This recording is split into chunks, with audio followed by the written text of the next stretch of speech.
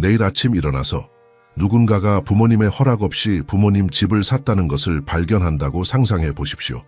이제 그 집이 부모님의 것이 아니라 하나님의 것이라고 상상해 보십시오. 터무니없게 들리지 않습니까? 그러나 바로 지금 가자에서 일어나고 있는 일이 바로 그것일 수 있습니다. 그 지역을 미래 도시로 변모시키기 위한 수십억 달러 규모의 프로젝트가 방금 발표되었습니다. 고급 리조트, 인공지능, 전 세계의 투자. 놀랍게 들리지 않습니까? 하지만 문제가 있습니다. 수천 년 동안 성경 페이지에 기록된 문제입니다. 그리고 이 경고를 무시하는 것은 누구도 직면하고 싶지 않은 무언가를 깨울 수 있습니다. 당신이 지난 며칠 동안 텔레비전을 시청하거나 휴대폰을 스크롤하는 동안 대부분의 사람들이 눈치채지 못한 일이 일어났습니다. 도널드 트럼프 대통령의 사위이자 중동 외교에 가장 영향력 있는 인물 중 한 명인 제러드 쿠슈너가 공상과학 영화에서 나온 듯한 발표를 했습니다. 그는 가자를 지구상에서 가장 선진적인 도시 중 하나로 변모시키려는 계획인 프로젝트 선라이즈를 공개했습니다. 생각해 보십시오. 우리는 수십 년 동안 갈등, 고통, 파괴의 대명사였던 지역에 대해 이야기하고 있습니다. 그런데 이제 갑자기 그곳을 미래형 대도시로 전환하려는 프로젝트가 등장합니다. 지중해 연안의 고급 리조트, 빛나는 고층 빌딩, 인공지능으로 움직이는 기술센터, 전 세계 구석구석에서 투자를 유치할 것을 약속하는 개발구역, 예상 가치는 10년에 걸쳐 투자될 1,120억 달러입니다. 하지만 여기서 끝이 아닙니다. 이 발표를 더욱 인상적으로 만드는 것은 이 비전을 지지하는 사람들이 누구인가입니다. 역사적으로 가자를 봉쇄해온 이스라엘, 항상 팔레스타인 사람들을 옹호해온 터키, 카타르, 사우디아라비아, 이집트, 아랍에미리트, 어떤 일에도 거의 동의하지 않는 국가들이 이제 이 프로젝트를 중심으로 당열하고 있습니다. 쿠슈너는 단순히 도시개혁을 제안하는 것이 아닙니다. 그는 현대 역사에서 전례 없는 정치적 동맹을 조율하고 있습니다. 공식적인 이야기는 거부할 수 없습니다. 경제 발전, 고용 기회, 번영을 통한 평화, 여러 세대의 고통으로 점철된 지역을 위한 새로운 시작, 누가 이것을 반대할 수 있겠습니까? 결국 우리 모두가 원하는 것이 아닙니까? 안정, 진보, 희망. 하지만 여기에 대부분의 정치 분석가들이 인식하지 못하는 것이 있습니다. 여기에 뉴스가 당신에게 말해주지 않을 것이 있습니다. 가자는 단순히 지정학적 문제로 분쟁 중인 땅 조각이 아닙니다. 가자는 예언적 정체성을 지니고 있습니다. 그것은 성경의 부차적인 세부 사항이 아니라 영원한 규모의 사건을 신호하는 지리적 표시로 나타납니다. 쿠슈너가 도시 생활의 모든 측면을 모니터링하고 연결하고 통제할 수 있는 최첨단 기술을 갖춘 스마트 시티 건설에 대해 이야기할 때 우리는 단지 혁신만 보고 있는 것입니까? 아니면 무언가 더 많은 것이 건설되고 있습니까? 경제 발전을 훨씬 넘어서는 목적을 제공할 수 있는 기반 시설? 모든 거래가 추적되는 시스템을 상상해 보십시오. 모든 움직임이 감시되는 곳, 인공지능이 단순히 삶을 편리하게 할 뿐만 아니라 자원, 서비스, 심지어 사고팔 수 있는 가능성에 대한 접근을 통제하는 곳. 익숙하게 들립니까? 그래야 합니다. 왜냐하면 이러한 유형의 구조가 마지막 때에 관한 예언에 묘사되어 있기 때문입니다. 그리고 여기 당신이 잠시 멈춰야 할 무언가가 있습니다. 쿠슈너는 이 분야의 초보자가 아닙니다. 그는 이스라엘과 여러 아랍 국가 간의 관계를 정상화한 역사적인 조약인 아브라함 협정 뒤에 있는 전략적 두뇌였습니다. 전문가들이 불가능하다고 말했던 것, 그는 해냈습니다. 이제 그는 중동 전체 지역에 영향을 미치는 결정에 영향력을 행사할 수 있는 위치인 평화위원회를 이끌고 있습니다. 역사적 적들을 통합할 수 있는 사람, 세계 권력의 균형을 바꾸는 협정의 설계자, 분쟁 지역을 미래의 기술 쇼케이스로 변모시킬 것을 제안하는 비정아. 이 프로필이 우리가 예언적 페이지에서 발견하는 특정 묘사와 공명한다는 것이 궁금하지 않습니까? 하지만 성급한 결론에 도달하기 전에 우리는 근본적인 무언가를 이해해야 합니다. 우리는 성경이 이 지역에 대해 구체적으로 무엇을 말하는지 살펴봐야 합니다. 왜냐하면 가자는 단지 과거 전투의 무대로서만 성경에 언급되지 않기 때문입니다. 그것은 아직 성취되기를 기다리는 예언에 나타납니다. 그리고 이러한 예언 중 하나는 지금 일어나고 있는 일과 나란히 놓을 때 무시할 수 없을 정도로 구체적인 무언가를 묘사합니다. 하지만 이것은 이 야심찬 프로젝트 뒤에 숨겨진 진정한 의미에 대해 이 예언이 드러내는 것의 시작일 뿐입니다. 수세기 동안 신비로웠던 예언이 있습니다.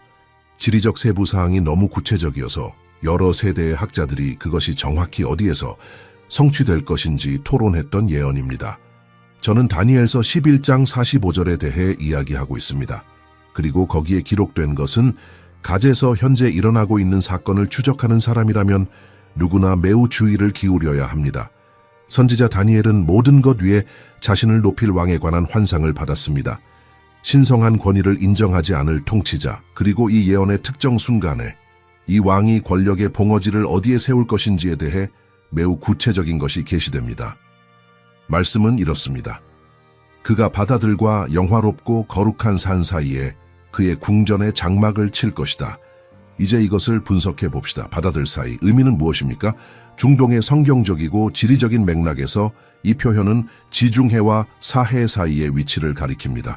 또는 일부 해석에서는 서쪽의 큰 바다와 동쪽의 작은 바다들 사이입니다.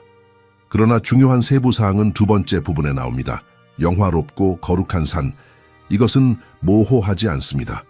모든 성경에서 거룩한 산에 대해 말할 때 단 하나의 가능한 참조가 있습니다. 예루살렘 성전산, 하나님의 임재가 거하셨던 곳. 그래서 우리는 명확한 예언적 좌표를 가지고 있습니다. 바다와 예루살렘 사이의 장소, 지리적 다리 역할을 하는 영토, 그리고 이제 생각해 보십시오. 가자는 정확히 이 위치에 있습니다.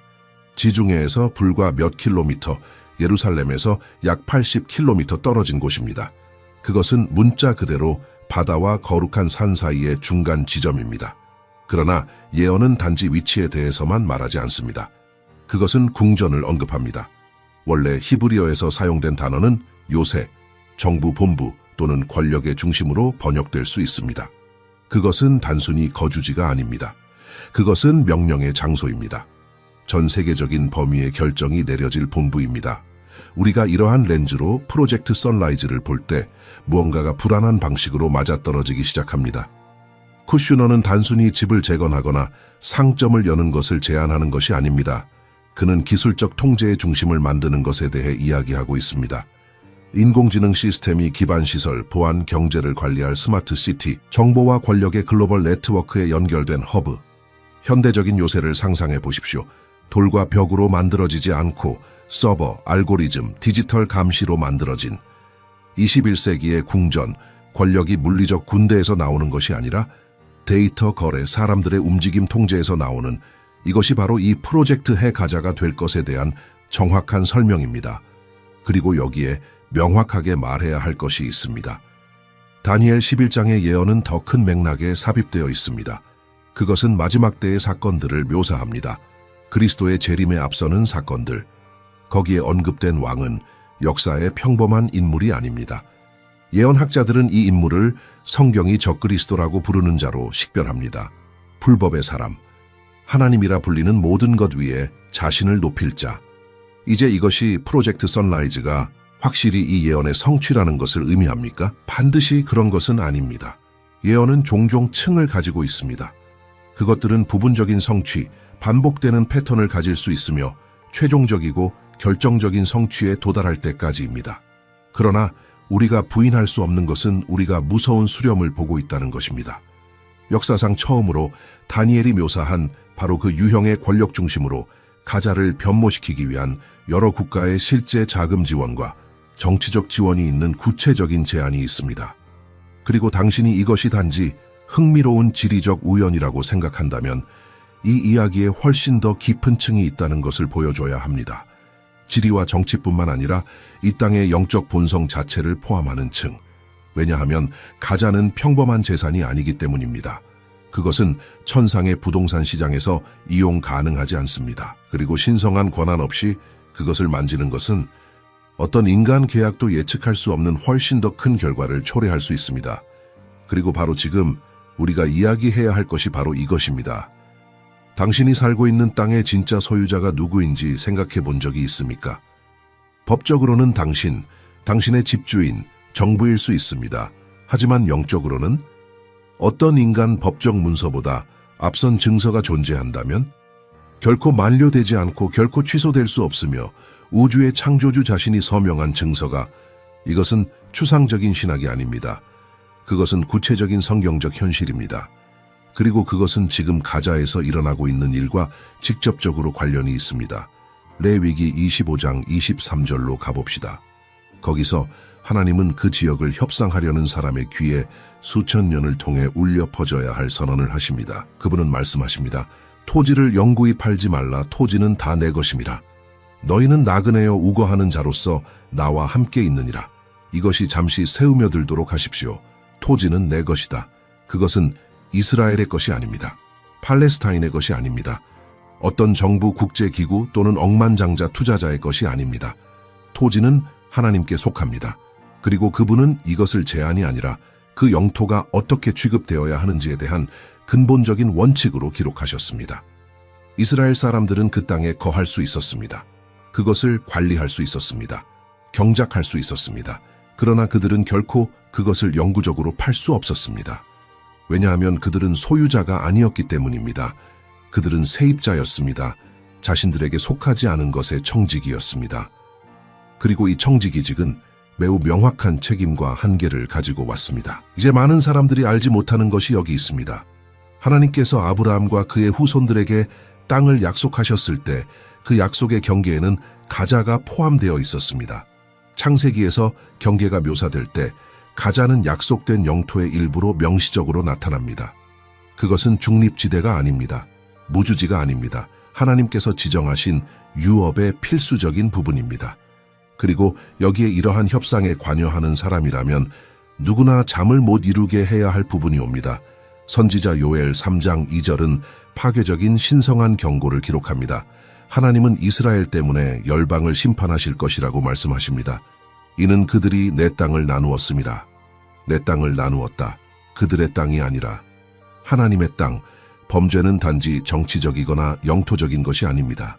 그것은 영적입니다. 거룩하게 구별된 것, 영원한 정체성을 지닌 것을 가져다가 세계 시장에서 협상 가능한 상품으로 취급하는 것입니다.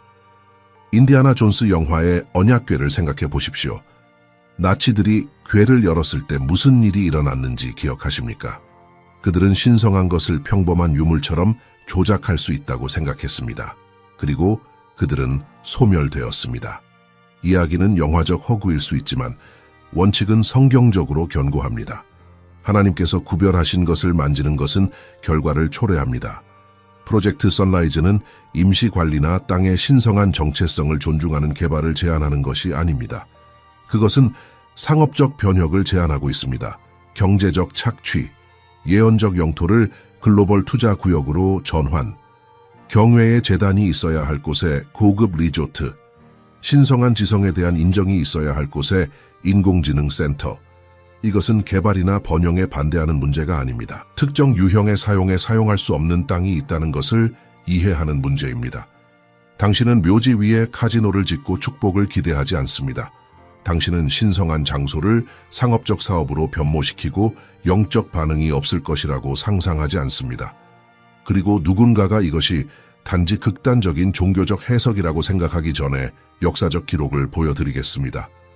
가자가 그 영적 정체성을 무시하는 방식으로 사용될 때마다 무슨 일이 일어났는지 보여드리겠습니다. 성경을 통해 반복되는 패턴을 보여드리겠습니다. 왜냐하면 가자는 미래에 대한 예언에서만 성경에 언급되는 것이 아니기 때문입니다. 그것은 과거를 가지고 있습니다. 일관되고 구체적인 신성한 심판으로 표시된 과거, 그리고 이 과거는 앞으로 올 수 있는 것을 이해하는 열쇠가 될 수 있습니다. 누군가와 사업을 하기 전에 그 사람에 대한 완전한 조사를 하고 싶다면 당신은 무엇을 하시겠습니까? 당신은 이력을 조사할 것입니다. 그렇지 않습니까?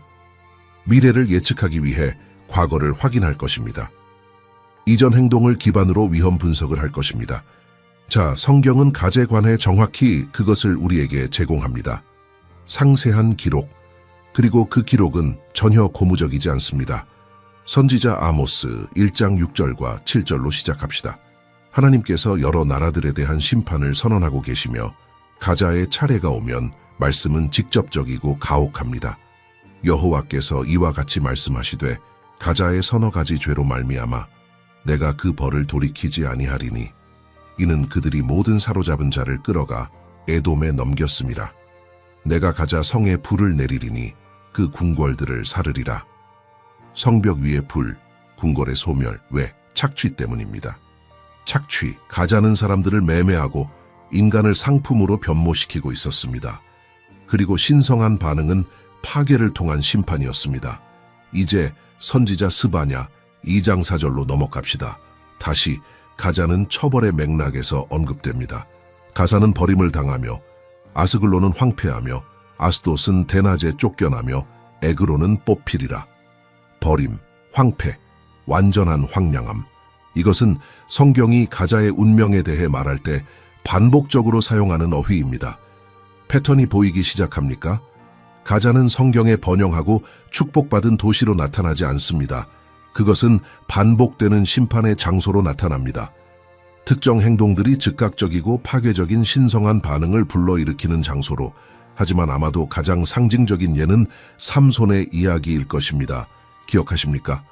초자연적인 힘을 가진 그 사람, 이스라엘을 해방시키기 위해 하나님께서 선택하신, 그리고 그에게 모든 것이 무너지기 시작한 곳은 어디였습니까? 가자. 사사기 16장 1절의 본문은 말합니다. 삼손이 가사에 가서 거기서 한 기생을 보고 그에게로 들어갔더니 가자는 삼손이 그의 부르심을 타협하기 시작한 곳이었습니다. 거기서 그는 결국 그의 힘, 시력, 자유를 잃게 만든 길을 시작했습니다. 가자는 그의 몰락의 무대였습니다. 그리고 이것은 우연이 아닙니다. 성경은 그 장소의 영적 본성에 대해 우리에게 무언가를 보여주고 있습니다. 우리가 부정적인 맥락에서 성경에서 가자를 볼 때마다 공통된 주제가 있습니다. 부적절한 착취, 부적절한 사용, 신성한 원칙에 대한 불경, 그리고 매번 결과는 동일합니다. 심판.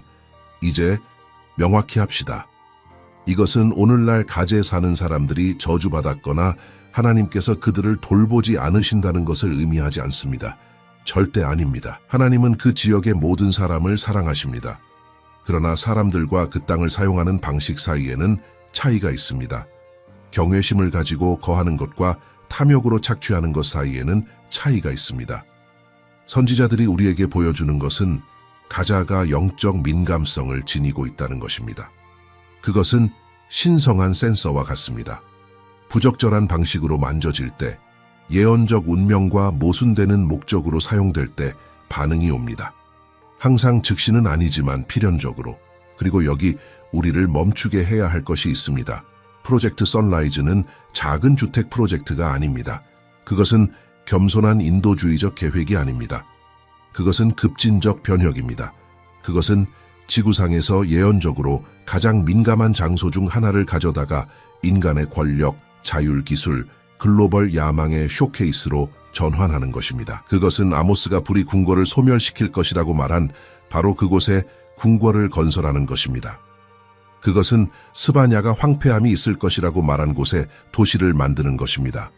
그것은 성경이 신성한 권한 없는 인간의 통제가 붕괴로 이어진다고 반복적으로 보여준 곳에 통제의 요새를 세우는 것입니다. 패턴은 거기 있습니다. 기록되었습니다. 수천 년 동안 문서화되었습니다.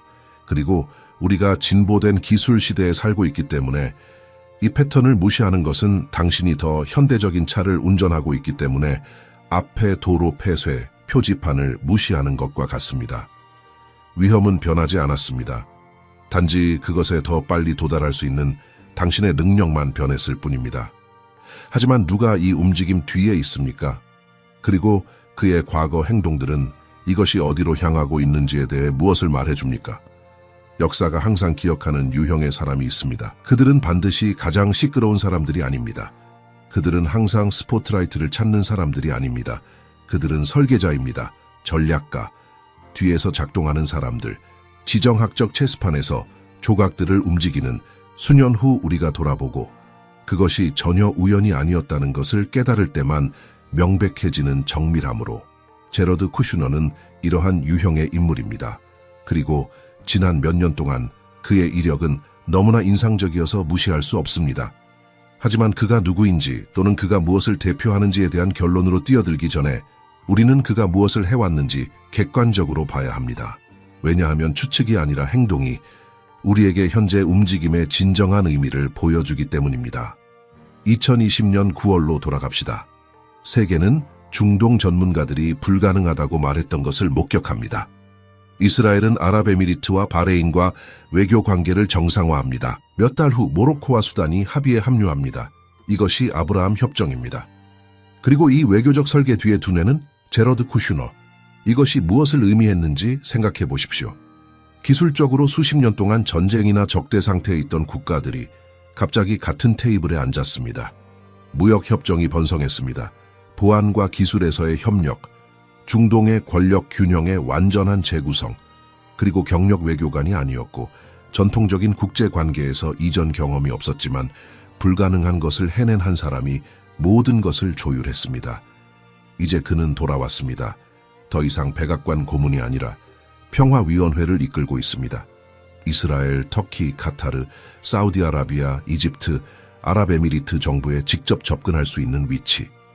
프로젝트 썬라이즈와 같은 대규모 프로젝트를 제안하고 잠재적으로 실행할 수 있게 하는 위치. 그리고 여기 주목을 끄는 것이 있습니다. 쿠슈너는 독특한 능력을 보여왔습니다. 그는 분열된 것을 통합할 수 있습니다. 역사적 적들이 협력하도록 만들 수 있습니다.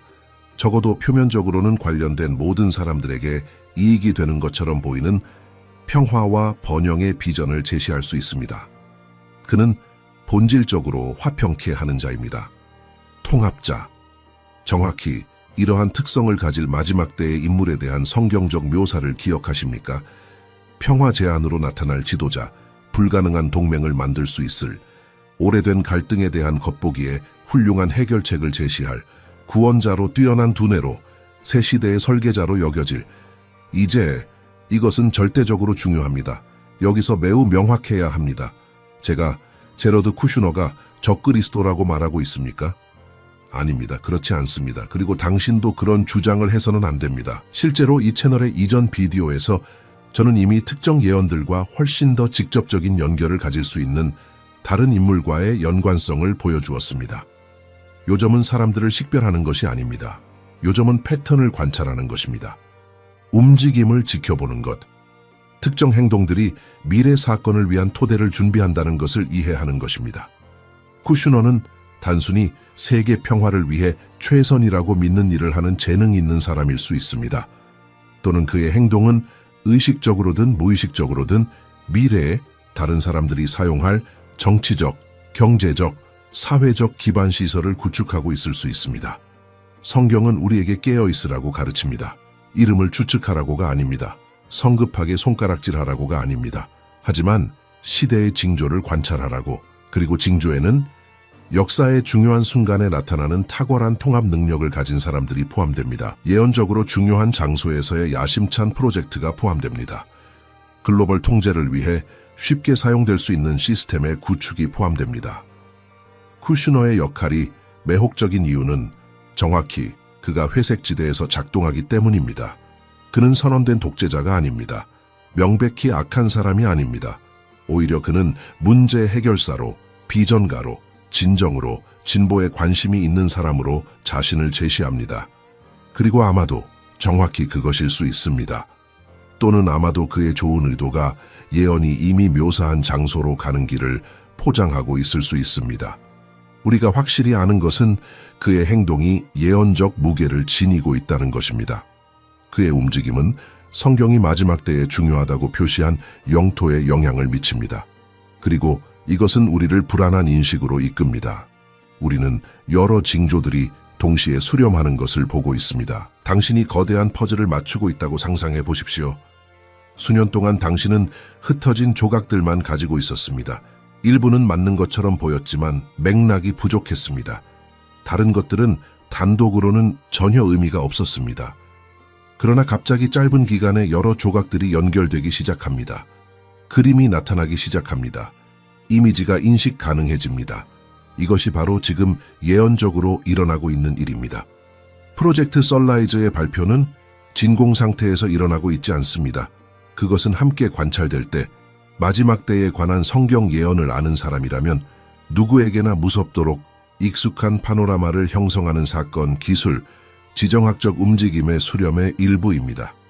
기술부터 시작합시다. 가자를 스마트 시티로 변모시키려는 제안은 단지 현대적인 기반 시설에 관한 것이 아닙니다. 그것은 인공지능을 통한 통제에 관한 것입니다. 디지털로 추적되는 모든 금융 거래, 카메라와 센서로 모니터링되는 사람들의 모든 움직임, 알고리즘 시스템에 의해 중재되는 자원에 대한 모든 접근, 이것이 당신에게 무언가를 상기시키지 않습니까? 요한계시록은 특정 표시 없이는 아무도 샀거나 팔 수 없는 시간을 묘사합니다. 완전한 경제 통제 시스템, 그리고 역사상 처음으로 우리는 정확히 그것을 구현할 기술을 가지고 있습니다. 이제 지정학적 움직임을 보십시오. 아브라함 협정은 단순히 평화 조약이 아니었습니다. 그것들은 이전에 결코 일어나지 않았던 것을 나타냈습니다. 이스라엘을 인정하는 아랍 국가들, 수천 년 동안 분열되었던 민족들 간의 협력. 성경은 마지막 때에 10왕이 중앙 권위에 자신들의 권력을 줄 것에 대해 말합니다. 우리는 20년 전에는 상상할 수 없었을 중동에서 형성되는 동맹을 보고 있습니다.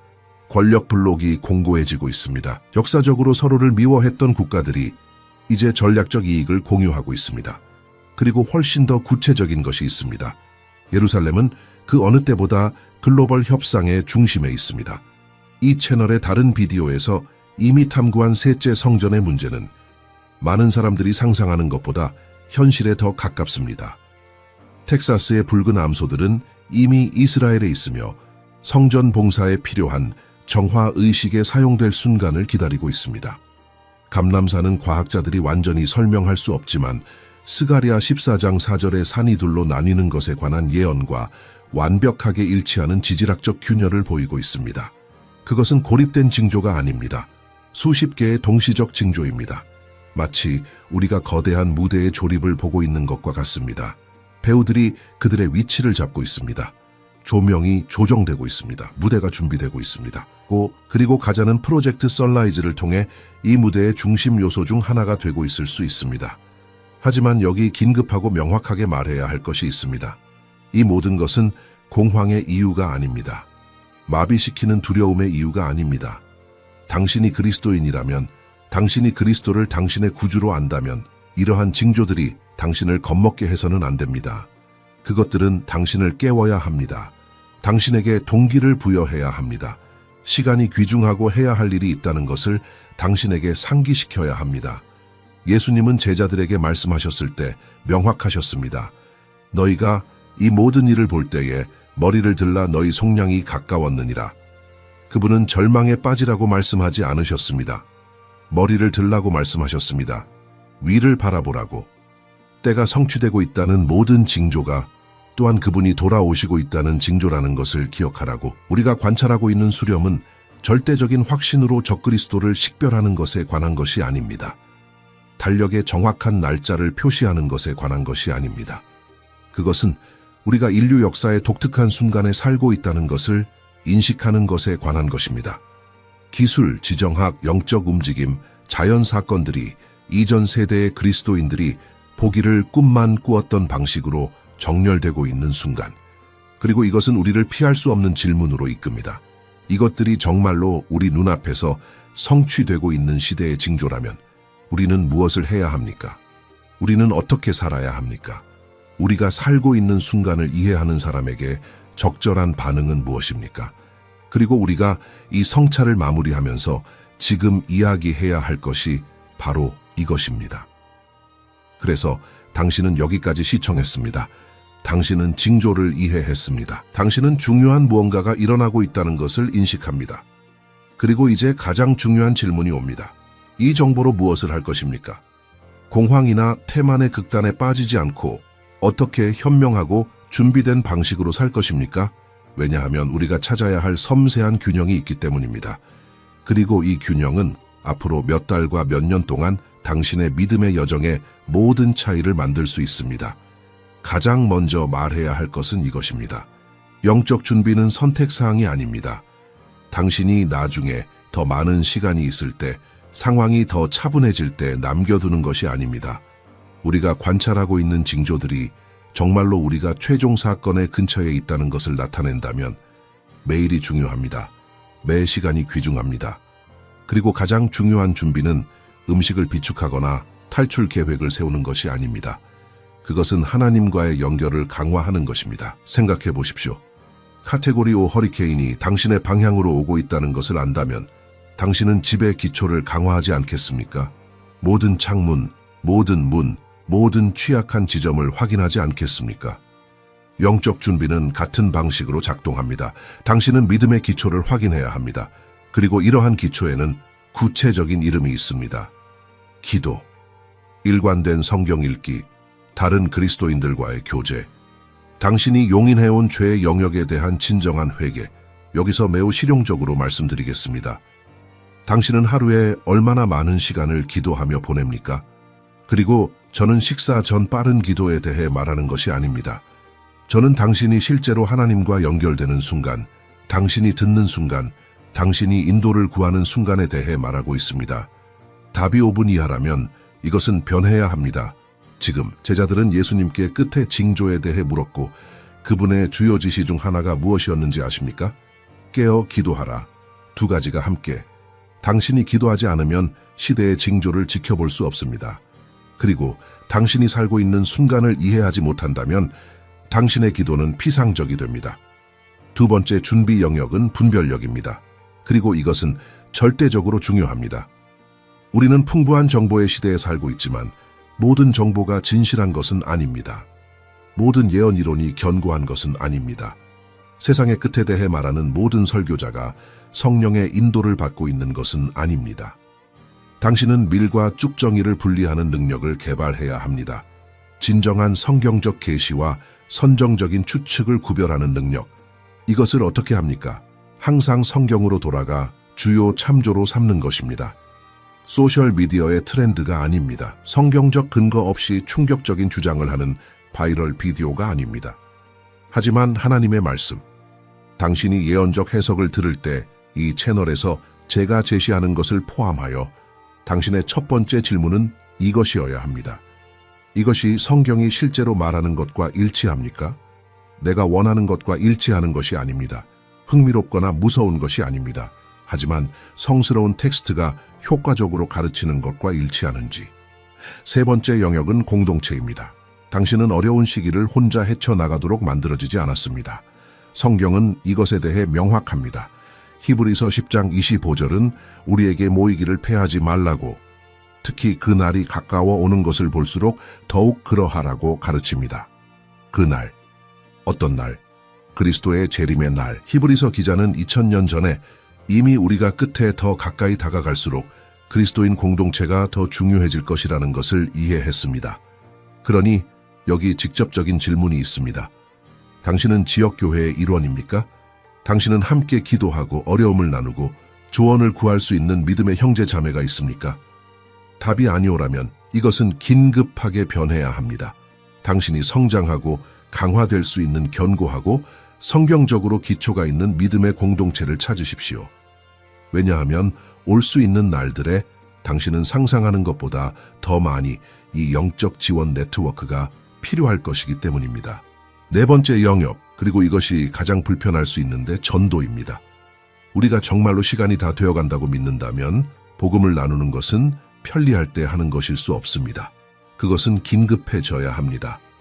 당신 주변의 사람들을 생각해 보십시오. 그리스도를 알지 못하는 가족, 진정한 복음을 들어본 적이 없는 직장 동료, 영적으로 잃어버린 친구들, 그들에게 얼마나 많은 시간이 있습니까? 당신은 그들과 예수님에 대해 이야기할 또 다른 기회를 갖게 될 것이라는 보장이 있습니까? 이것은 지루하거나 치매적이 되는 것을 의미하지 않습니다. 그것은 당신의 믿음을 너무나 진정성 있게 희망과 목적으로 가득 차게 사는 것을 의미하며 사람들이 자연스럽게 호기심을 갖게 됩니다. 그리고 그들이 호기심을 갖게 되면 당신은 당신 안에 있는 희망에 대한 이유를 제시할 준비가 되어 있어야 합니다. 베드로전서 3장 15절. 항상 대답할 준비가 되어 있으라. 당신은 준비되어 있습니까? 당신은 복음을 명확하게 설명할 수 있습니까? 당신은 그리스도인 믿음에 대한 기본적인 의문에 어떻게 대답하는지 알고 있습니까? 다섯 번째 영역은 정서적 균형입니다. 그리고 여기 많은 예언 채널들이 말하지 않는 것이 있습니다. 실제로 당신의 영적 건강을 해치는 방식으로 징조와 예언에 집착하게 되는 것이 가능합니다. 적그리스도에 대해 공부하는데 너무 많은 시간을 보내서 그리스도를 예배하는 것을 잊어버리는 것이 가능합니다. 앞으로 올 일에 너무 집중해서 현재의 책임을 소홀히 하는 것이 가능합니다. 하나님은 당신을 지속적인 편집증 속에 살라고 부르지 않으셨습니다. 그분은 당신을 현명한 경계 속에 살라고 부르셨습니다. 차이가 있습니다. 편집증은 당신을 마비시킵니다. 경계는 당신을 준비시킵니다. 편집증은 모든 모퉁이에서 음모를 보게 만듭니다. 경계는 분별력으로 실제 패턴을 관찰하게 만듭니다. 편집증은 당신의 평화를 빼앗습니다. 경계는 당신의 믿음을 강화합니다. 그러니 여기 당신이 해야 할 일이 있습니다. 당신은 정보를 유지합니다. 그렇습니다. 당신은 이와 같은 비디오를 시청하고 예언을 공부하고 세계 사건을 관찰합니다. 하지만 당신은 이것을 당신의 전체 삶으로 만들지 않습니다. 당신은 이것을 예배, 실제적인 봉사, 건강한 관계, 부지런한 일과 균형을 맞춥니다. 당신은 그리스도께서 오늘 돌아오실 수 있는 것처럼 살지만 그분이 50년 후에 돌아오시는 것처럼 계획합니다. 그리고 마지막으로 6번째 영역, 흔들리지 않는 희망. 징조가 얼마나 어둡게 보일 수 있든, 세계 사건이 얼마나 불안하게 되든 당신의 희망은 정치인, 경제 또는 인간 체제에 있지 않습니다. 당신의 희망은 그리스도 안에 있습니다. 그리고 이 희망은 영혼에 닫히며 안전하고 견고합니다. 당신이 가자가 기술 프로젝트로 변모되는 것을 볼 때 당신은 절망에 빠지지 않습니다. 당신은 예수님께서 가르치신 대로 머리를 듭니다. 왜냐하면 당신의 구속이 가까웠기 때문입니다. 당신이 예언적 동맹이 형성되는 것을 볼 때 당신은 평화를 잃지 않습니다. 당신은 하나님께서 통제하고 계시다는 것, 어떤 것도 그분을 놀라게 하지 않는다는 것, 그분께서 이미 승리하셨다는 것을 기억합니다. 현재의 날들을 위한 준비는 결국 깊은 뿌리를 갖는 것에 관한 것입니다. 어떤 폭풍도 당신을 뽑아낼 수 없을 만큼 하나님 안에 깊이 내려간 뿌리, 그리고 이러한 뿌리는 하룻밤 사이에 자라지 않습니다. 그것들은 하나님을 찾고 그분의 말씀에 순종하고 적극적인 믿음 안에서 사는 일상적이고 일관된 선택을 통해 자랍니다. 그리고 이것은 우리를 이 깊은 성찰의 마무리로 이끕니다. 그래서 우리는 동시에 가장 불안하고 희망적인 계시 중 하나를 통한 이 여정의 끝에 도달했습니다. 불안한 이유는 우리가 무시할 수 없는 방식으로 맞춰지는 예언적 조각들을 보기 때문입니다. 가제에 관한 쿠슈너의 발표, 바다들과 거룩한 산 사이의 정확한 위치, 그 땅에 대한 심판의 성경적 역사, 반복되는 패턴, 이 모든 것이 하나의 현실을 가리킵니다. 우리는 그 어느 때보다 그리스도의 재림에 가까이 있습니다. 징조들은 더 이상 이론적이거나 멀리 있지 않습니다.